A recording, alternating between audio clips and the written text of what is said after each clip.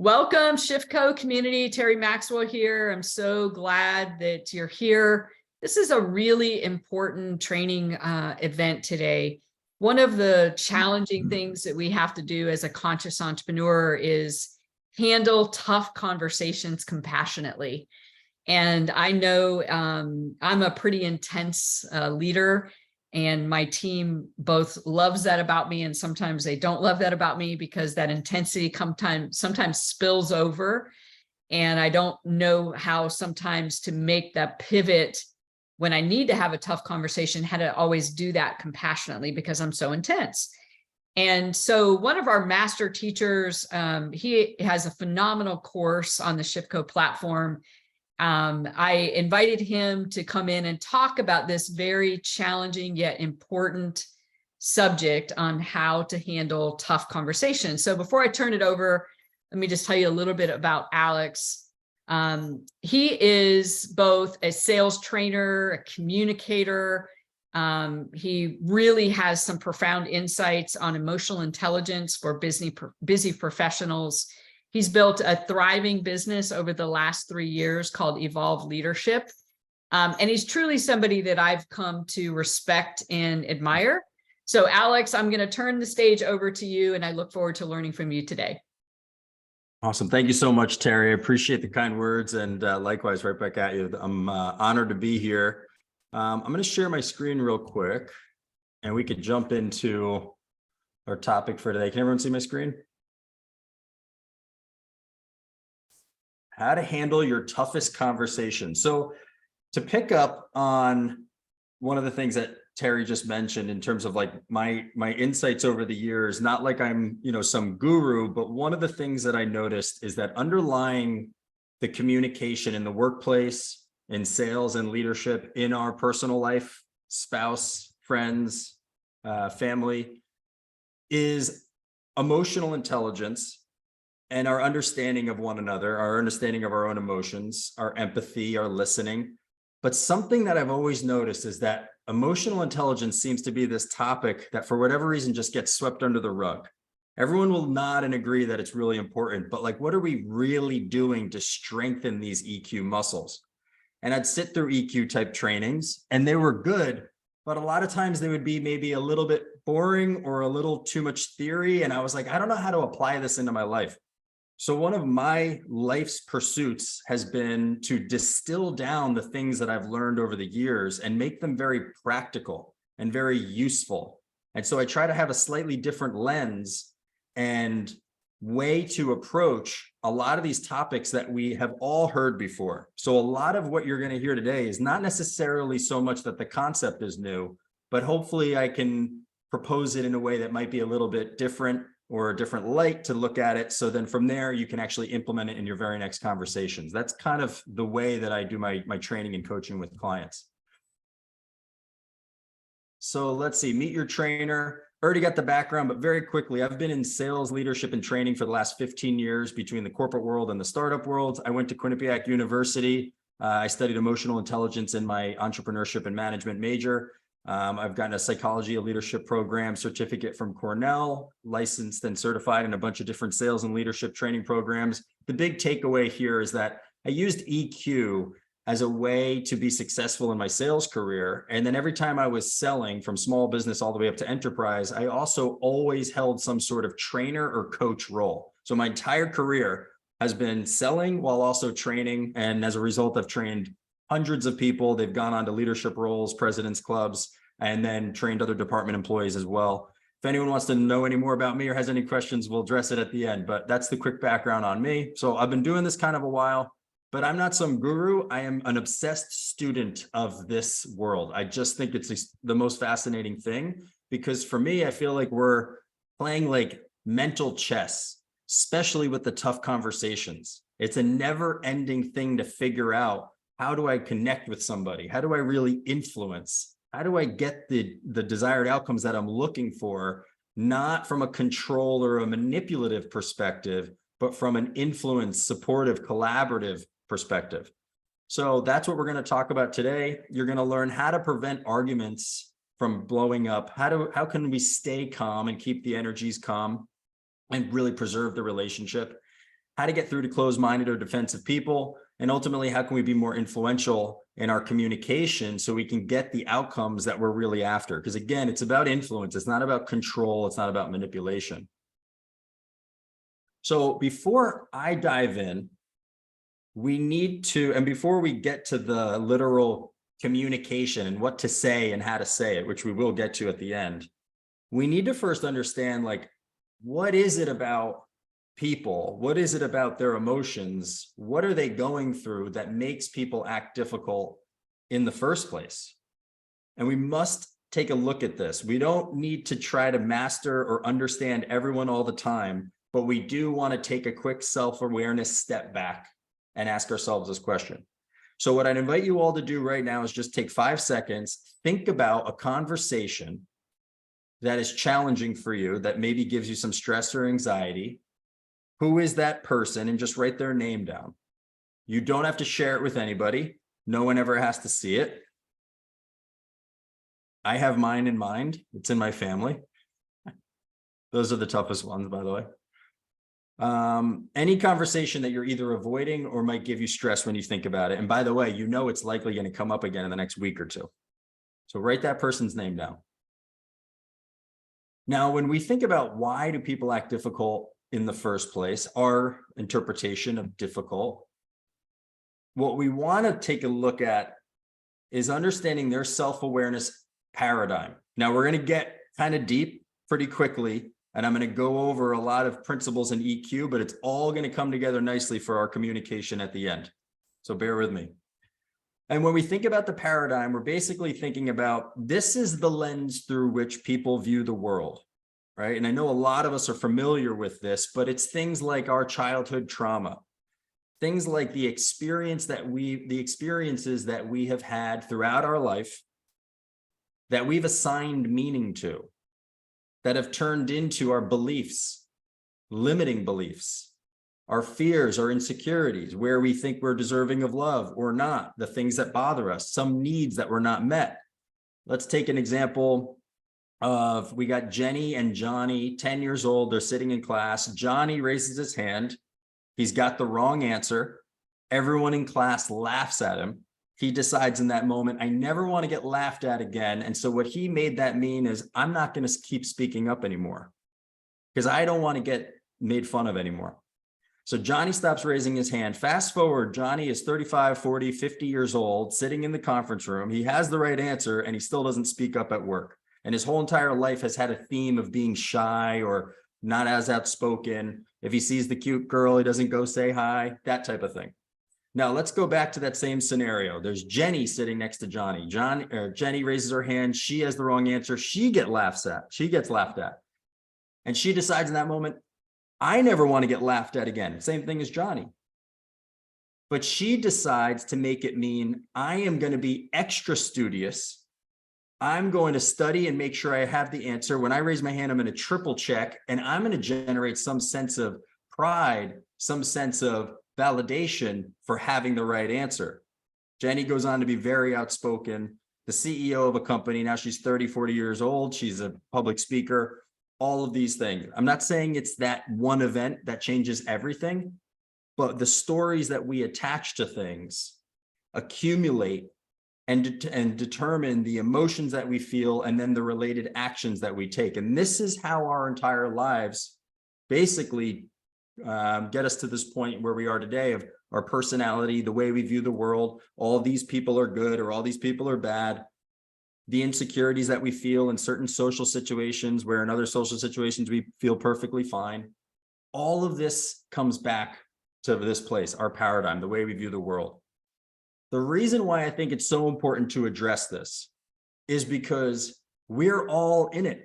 We're all kind of wounded pups in some way, unless we're doing very intentional work on healing childhood traumas, growth, stepping outside our comfort zone, public speaking, learning new communication skills, right? If you're in relationships, trying to practice not having arguments and instead having really effective or productive, loving conversations, anything that really pushes us to heal and grow from the limiting beliefs and the challenges that we have in our head and the stories that we have going on in our head and in our heart. So what I like about this is that we're basically all in this together, some degree of wounded pups. Well, so then why does that matter? Well, it gives us a phenomenal reason to remember why we should be empathetic towards other people. So a lot of people are like, well, who cares if I'm empathetic? I got my own life. I got my blinders on. I'm doing my own thing. Why bother? It's because we've all experienced this in some capacity. So what I think about is, I know that empathy is my portal into building trust. And I know that whoever I am talking to has gone through some sort of stuff in their past. They might be going through some sort of challenging situation at the moment.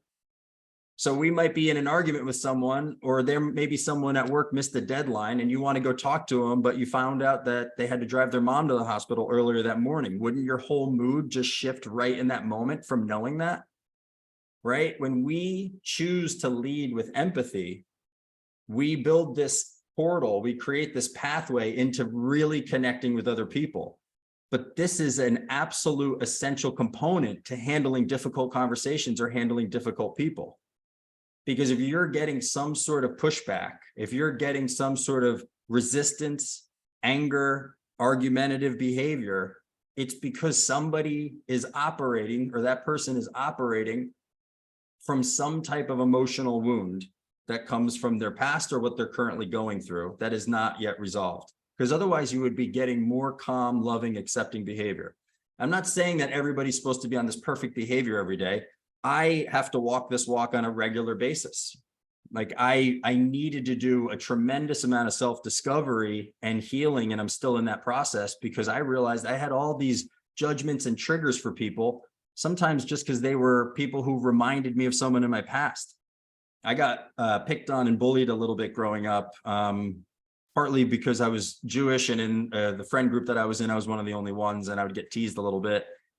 And I remember there's still people, it's less triggering now, but there's still people to this day that if they remind me of that person from 25 years ago, I can feel a little emotional ping. So this concept here, being extremely empathetic, it gives me, I mean, take what you will with it, but it gives me this perspective where I have a tremendous amount of patience and compassion for other people. And when I come across somebody who's argumentative or rude, especially if it's for no reason, I feel bad for them. I can tell they're coming from a hurt place. That's my default. I had to strengthen this muscle over time, this EQ muscle. But so instead of taking someone's rude and I'm like, oh, that guy's a jerk, I'm like, oh man, I feel bad. They're probably hurting inside. I wonder what's going on. Now I'll still leverage some self-awareness and take a look at it and recognize that I might have had some contribution to that. Oh, you know what? My language did come off a little abrasive. You know what? My bad. I could have said that in a different way. I apologize.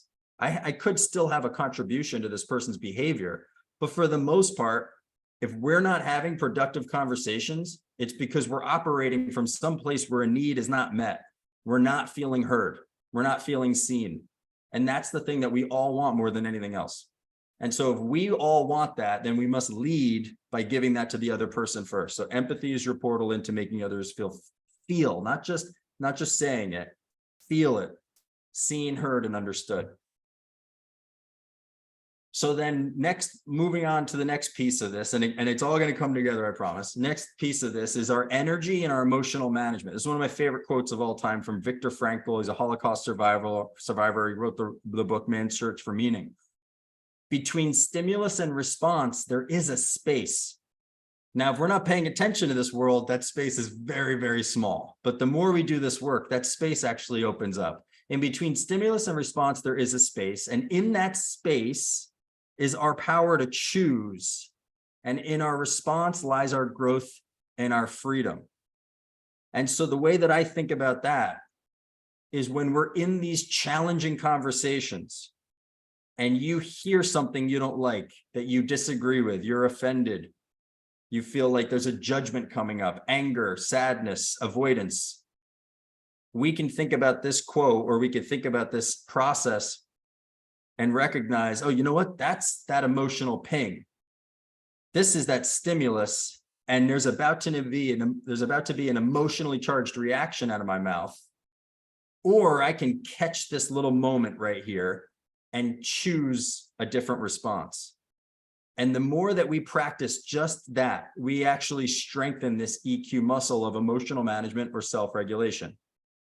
And so take a look at throughout your day or these challenging conversations, you're going to feel the ping, and instead of acting on the ping, we want to choose our response that's something a bit more calm, curious, open-minded, empathetic.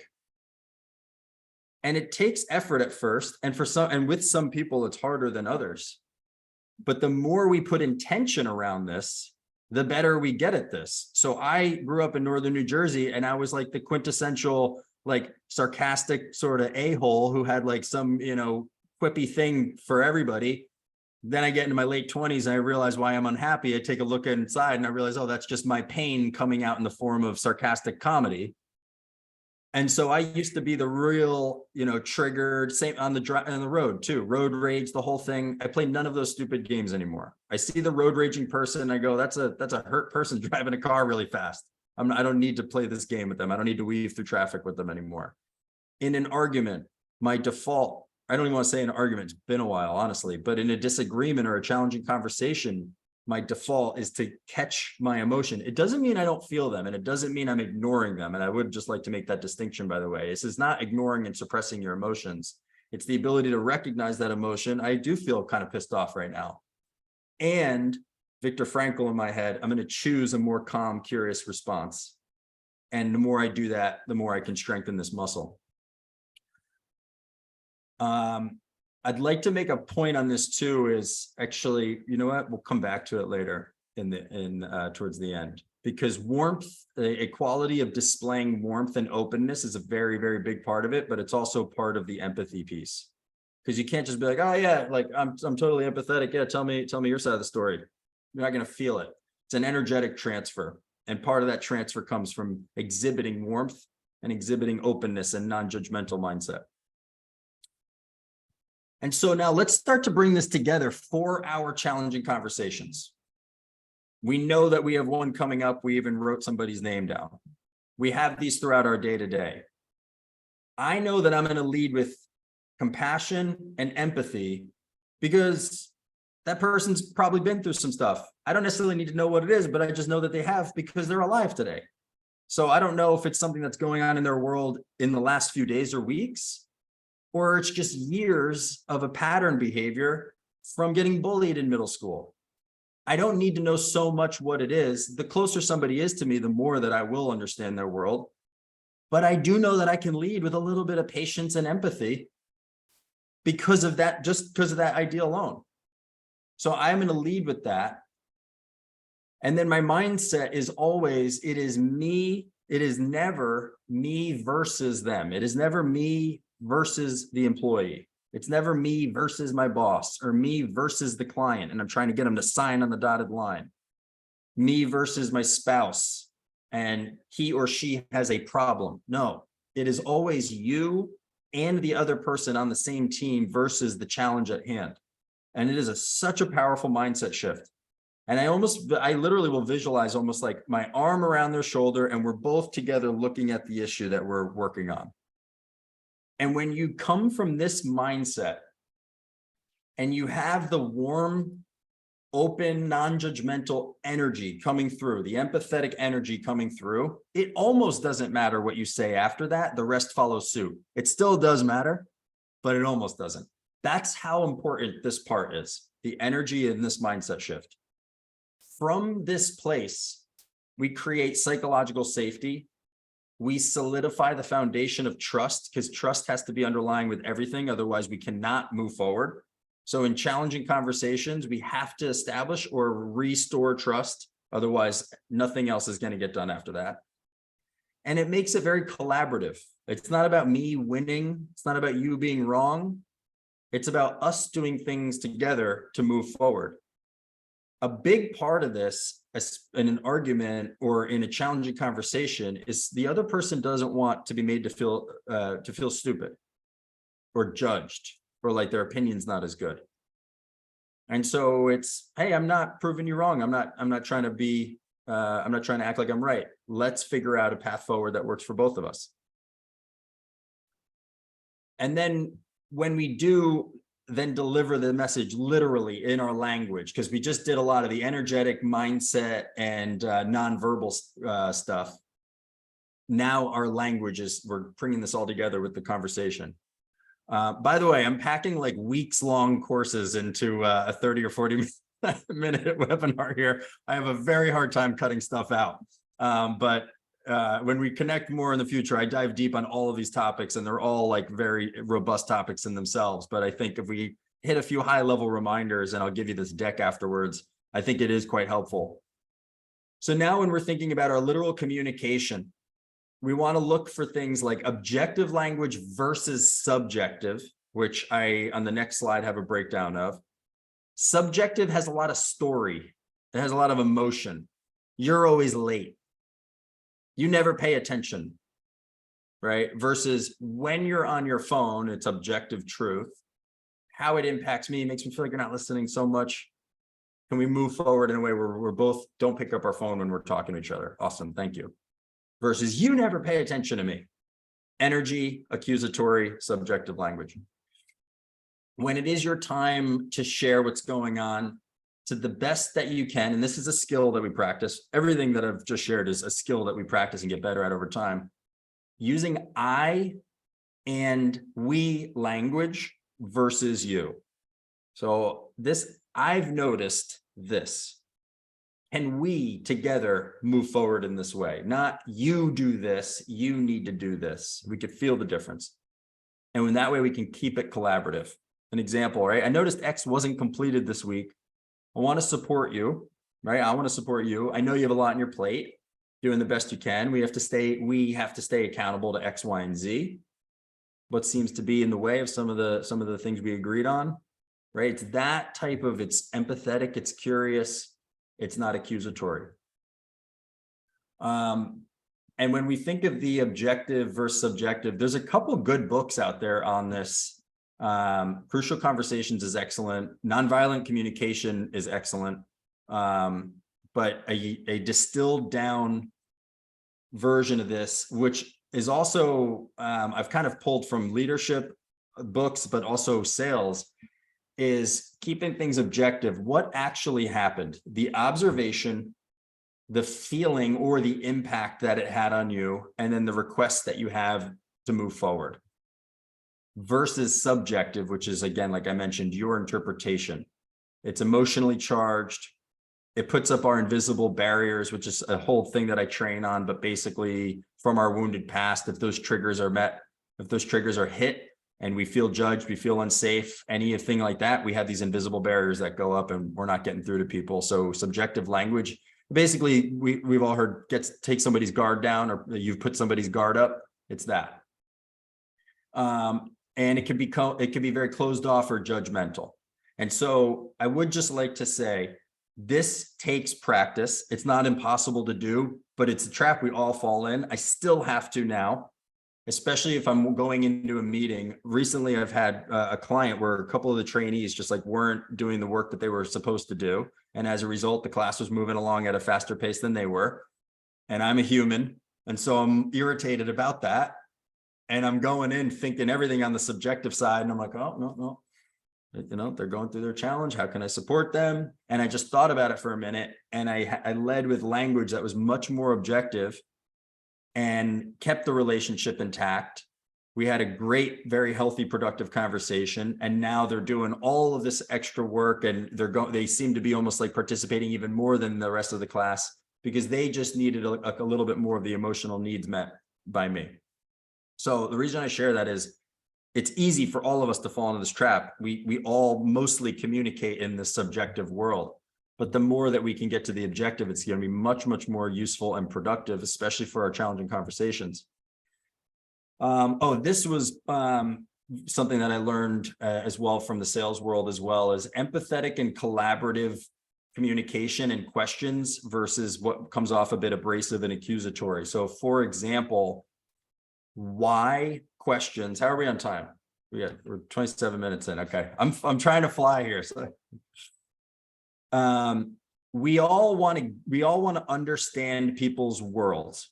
We need to understand their reasons and why they are feeling or thinking or doing the things that they are doing. We need to get to the why.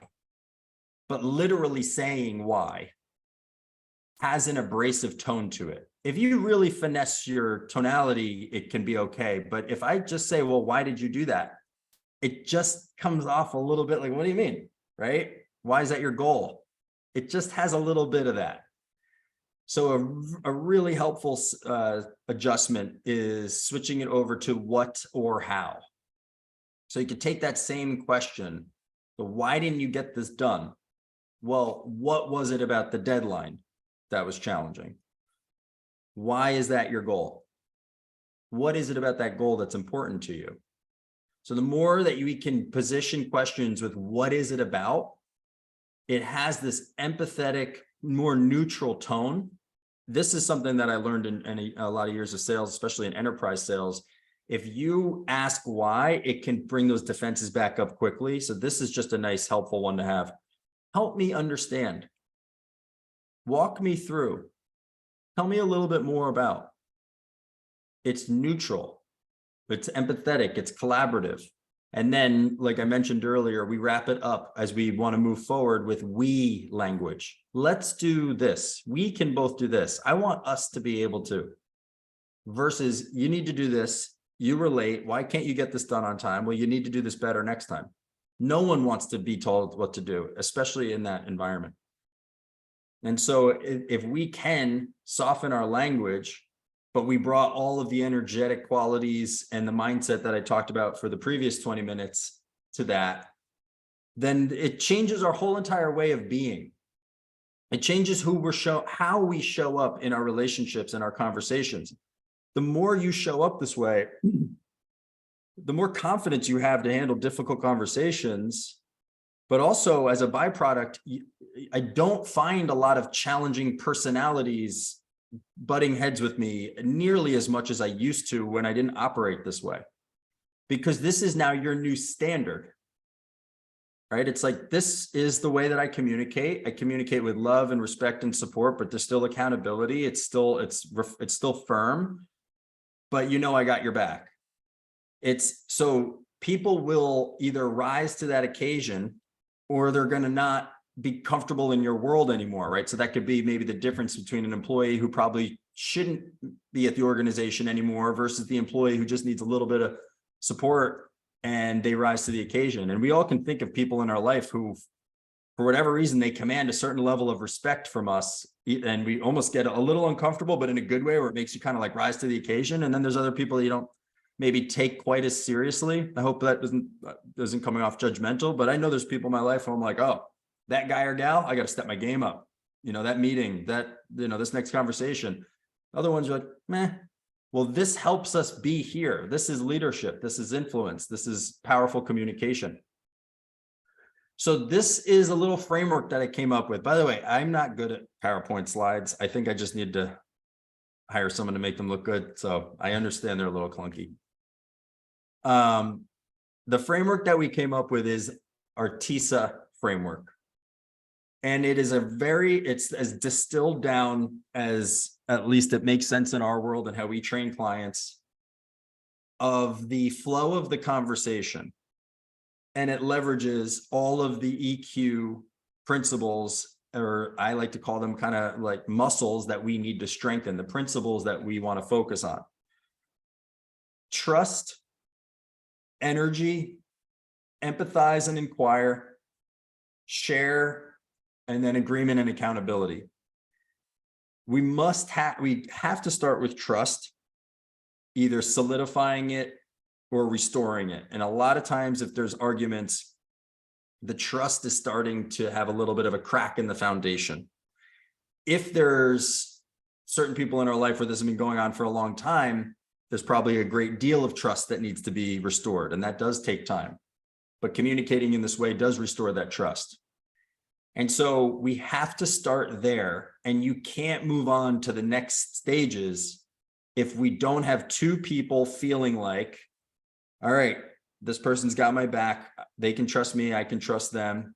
even if the trust had been tarnished in the past, I can feel the energy is more supportive in this moment, and we're going to move forward in a more powerful way. Then the next thing that we're going to do is show through our energy. This is a step that is massively stepped over and ignored. Everybody wants like, oh, well, what's the one line, or what's the thing I say? It's like, it's the energy that you're bringing to the conversation. Because if I say, oh yeah, well, what is it about that goal? It's so important to you. Even if I use the right language, I'm not giving you the energy that's sincere, that's connected. I need to let you feel warmth and comfort and psychological safety from me. We do that in our nonverbals, in our eye contact, and our body language, and our facial expression. You also have to care about people. So if you don't care, I'm not here to show you how to fake it through your body language. But we're all pretty conscious and conscientious people. So I think we do, but I know I can think of 2 or 3 people right now in my family and friends who are warm, loving, amazing people who are empathetic, but their facial expression does not communicate that. And so in tough conversations, you get this sort of resting face or something that doesn't feel supportive or loving or connected. And I even coach a couple of clients on this, and they're wondering why these opportunities are passing them by, or why things aren't quite going their way. And I'm like, sometimes it is as nuanced as the energy, the facial expression, and the nonverbals that you're giving off. So next is energy. Next is empathize and inquire. We want to understand their world. Help me understand where you're coming from. Explain. Help tell me more about. Walk me through. Whatever the thing is. Let the other person really know and feel that you're trying to get their world. Then ultimately, may I share my perspective? Can we talk about my world as well? When we're sharing, we want to make sure we use objective language. I observed, not you. And then agreement and accountability. Hey, moving forward, can we both hold each other accountable to X? And that's how you bring it all together, where we're having this tough conversation, we're restoring the trust. Now we're really connecting because we're both understanding each other's world. I'm not accusing you of anything. I'm just trying to share my perspective. Moving forward, we're both on the same team. Can we both move forward this way? Great. Now, it's not like every conversation is going to go perfectly, but this flow works pretty damn well. So I'll pause there, or maybe I'll end there because I think we're right at time, 2:35. And then this is my big, bold ask. If anyone would like to follow along, we're pretty active on Instagram. LinkedIn, for whatever reason, is like not showing our posts to as many people. We're getting like less and less impressions. And then the identical post on Instagram is like going viral. So Evolve Leadership on Instagram, Facebook, LinkedIn as well, of course. And then I have a free private community where I do mini trainings once a week. And I answer people's questions in the chat, in group chat. There's other people chiming in, and it's just more of a community element. And again, it's totally free, where we just geek out on all things EQ and communication skills. If you would like to join the group, that's the link, or feel free to message me directly and I'll send you the link. It's also on my Instagram and LinkedIn bios as well. So it's all there, but otherwise, that's it. That's my training for today. Awesome, Alex. Thank you so much. And I know we'll take a couple of questions from the group, but I wanted to kick off the questions.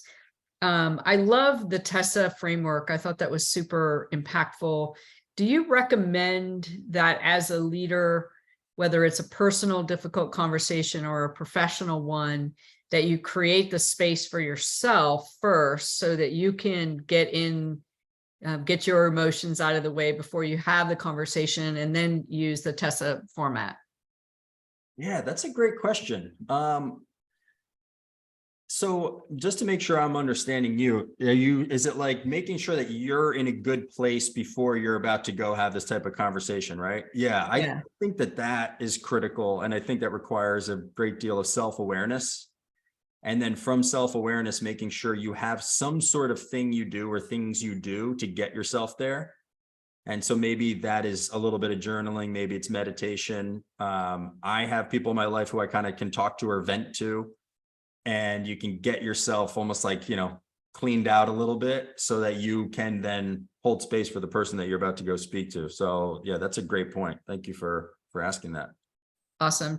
From the folks online, do you guys have questions for Alex? Remember, he's really good on the sales side, and that's one of the courses he has on the platform, but also in this area of leadership communication. Anybody have a question for Alex so we can take advantage of his expertise? I have a quick question. It's kind of a micro question, but I'm curious about your thoughts on it. The English language has such strange little foibles sometimes. Yeah. And we have, as a culture, sort of agreed to use language around you when it means me, right? So like, when like you're out there and you feel like there's something happening, and when you get that feeling, like, right, we're talking about ourselves. So Yeah. So what tools or intervening stops to help people? How do you help people? How do you, as their coach, help people switch that awareness? Because it's so habitual and so ingrained in so many of us. Yeah. So is the question like, how can we basically have new language, practice new language and bring awareness to it? So, right, because specifically around using objective language, right? When Yeah. I might default to you talking about myself, and automatically put somebody else in the defense because we hear it, the other person hears it as me saying, if I say you, I might hear it as me. So I'm just curious about if you had any specific tools around that, and maybe it's more general, like language shifting, but since you spoke about the objective language versus subjective, I was curious about that. Yeah, it's a great question. So there's a couple things you can do. They all require practice. So it's everything that I'm sharing is like you can take this into your very next conversation, perhaps with the person that you wrote down. That's why I had us write this person down. I actually kind of forgot to bring this all together with that comment actually, but I'll come back to that in a second.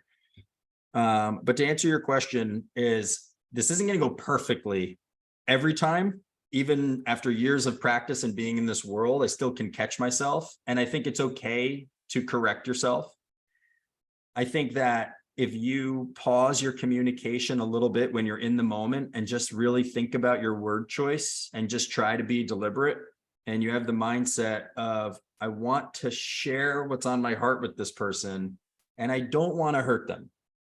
And you just have a little bit of that mindset. Again, it's not going to go perfectly every time, but like I mentioned earlier, if the energy is there, it does seem to be like the rest of it does follow. Because even if the language isn't perfectly objective, but your energy truly is loving and supportive and calm and open-minded, that's what the person feels. At the end of the day, right? The Maya Angelou quote, we're going to remember how the person made you feel. Feeling seen and heard. Other things you could do to practice this language are literally writing out the scenario. And I know that might seem maybe a little silly.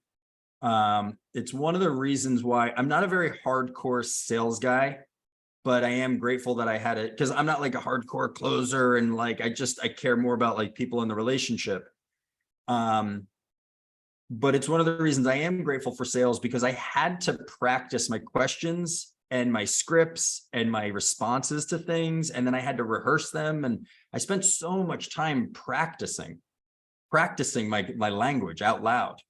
I know I have a big important meeting coming up, and I would rehearse it, and I had a big presentation or a demo coming up, and I practiced it thousands of times. So it forced me to practice new language and catch, or almost like ingrain this as a behavior. But I also know that this works in other scenarios. If you were to journal and play out a conversation, again, I would encourage, you can write out a list of all the ones that you're avoiding with the people in your life where it could potentially, we could definitely benefit. I don't want to say potentially, we could benefit from restoring the trust and the love in that relationship. If we pick a couple of those and we just write them a letter, or we write out a scenario, by the way, no one ever has to see it. And when you go have that conversation, it's not going to go according to plan. Like it never does, but you can get close. And I have a couple stories around exactly this. If people want to hang on for another 5 minutes, I can share one that was pretty deep, and it was transformational in my relationship with my girlfriend at the time. So a year and a half, 2 years ago. But that was what I'd recommend. To answer your question, you can write it out, you can practice. When you have a conversation coming up, you could practice in your head. I would practice it out loud to see how it sounds. And then when you're in the moment, just trying to pause and be intentional about your word choice best you can. Great. So intention and patterning. Yeah. Cool. Thank you. Oh, I thought I had something there, but it slipped my mind. It'll come back to me. Any other questions for Alex in our last couple of minutes? I had a question. Yeah. In your example with the training you were giving and the few people in the class that were holding the rest of the class back, and you were able to turn them around. And so I was wondering, you get situations where they're just not in a place to turn around, and that you actually have to cut them out, for lack of a better word, like, well, I'm not going to be able to turn them around, so I'm going to move, whatever the decision is, I'll move forward with the folks that are, or I'll just do my best to not have them be an interruption or something. But I think my question really is, I'm sure there's times when a person's emotional intelligence isn't where it needs to be to even get to the point where you can turn them around. Maybe you disagree with that, but I would imagine that to be true. And what do you do? Yeah. Thanks for your question, by the way. It's a tricky one, because as you're saying that, there's people in my life that I, have that challenge with. I think we all do. Maybe, I don't know. But on one side of the coin, you got to meet people where they're at. And so if they're not at a place to meet you, if you came in halfway and they still only came in 20 or 30%, and you're not there 50-50 to meet each other, it is tricky. I'm not a therapist. I wonder if maybe a therapist would have a different answer, or, some sort of like person who knows more than me. But my feeling is you can't convince anyone to change if they're not ready to. I don't want to say on the other side of the coin, but another perspective to have is to really, really take a look at your contribution to the conversation and how you're showing up for them. And just with like extreme ownership and accountability of your behavior, not just you, any of us, it is likely somewhere in the way that we are behaving, we're still pushing them potentially away. And so I've heard this a million times, and I'll talk to a manager and they're like, oh, my team doesn't do X, Y, and Z, and he or she will go on and on about all the bad things that they're doing. And then I observe their communication together, and I'm like, he's getting that response from them because of the way he's showing up. He's not taking a look at his own listening, communication. Is he or she being really abrasive? Maybe not paying so much attention. So this is the harder one to look at, but it's the only one we can control, is what possible behaviors of mine could I improve for this relationship? Because maybe that person's not ready to change, or maybe they don't feel safe to. And so it's a tricky one, but a lot of times you'll find, I used to have no relationship with my sister for like 12 years, maybe. And as of, I don't know, maybe 4 years ago, we became best friends again. We talk every day, literally every day. Now she's back to annoying sister. She's back to annoying sibling, which is like where you want to be, right? Like, oh, stop calling me. It's work. She's probably going to call me in 2 minutes. I was there's a whole long story to this. And I know we all have our versions of this, or like we can all relate, but like I was making her wrong. She doesn't want to change. She's staying in this way and her behavior is this. And I had all these really great reasons why she was wrong.